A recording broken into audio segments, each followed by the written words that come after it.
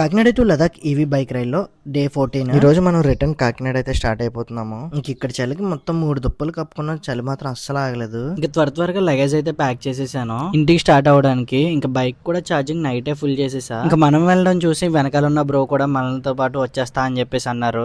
ఇంకిద్దరం కలిపి అయితే స్టార్ట్ అయిపోయాము. ఇంక ఈ బ్రో కూడా సేమ్ మనకులాగే ఫీల్ అవుతున్నారు, ఇంత దూరం వచ్చి ఏం చూడకుండానే రిటర్న్ వెళ్ళిపోతున్నా అని చెప్పేసి. అలా మన బైక్ మీద చండీగఢ్ ఏ టైంకి రీచ్ అవుతామని చెప్పేసి అడిగారు.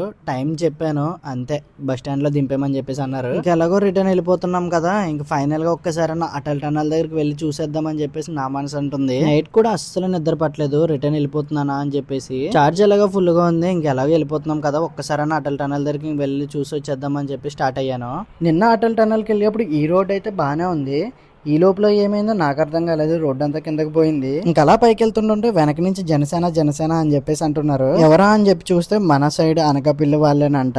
ఇలా ఇంత దూరంలో కూడా తెలుగు వాళ్ళతో కలిసి మాట్లాడితే భలే అనిపిస్తది. ఇంక ఇక్కడి నుంచి అలా మూవ్ అవుతుంటే దారిలో రేజ్ అని చెప్పేసి ఒక ఇద్దరు బొడ్డోళ్ళు అయితే వచ్చారు. ఇంకా వాళ్ళతో రేజ్ లో మనం అయితే అడ్డంగా అయితే ఓడిపోయాము. ఏంటో ఈ రోజు వెదర్ భలే సహకరించేస్తుంది, ఇంటికి వెళ్ళిపోతున్నానో ఏంటో అర్థం కావట్లేదు నాకైతే. నిన్నటికి ఈ రోజుకి కూడా స్నోఫాల్ అయితే చాలా పెరిగినట్టు ఉంది, నిన్నైతే అక్కడ అంత లేదు. వెళ్తున్న దారిలోనే ల్యాండ్ స్లైడ్ అయితే అయ్యింది. ఇంక ఇది క్లియర్ చేసేంత వరకు మనమైతే ఫ్రంట్ కి వెళ్ళడానికి అవ్వదు. కింద మీద పడి పైకి అయితే వచ్చేసాను. అటల్ టన్నల్ దగ్గరకు రాగానే మనకి ఆర్మీ వాళ్ళు ఒక ట్విస్ట్ అయితే ఇచ్చారు. ఆ ట్విస్ట్ ఏంటో ముందుగా గెస్ట్ చేసి ఉంటే కామెంట్ అయితే చేసేయండి. ఇంకా మన పేజ్ ని ఎవరైనా ఫాలో చేయకుండా రీల్స్ చూస్తున్నట్లయితే ఇప్పుడే మన పేజ్ ని ఫాలో కొట్టేయండి.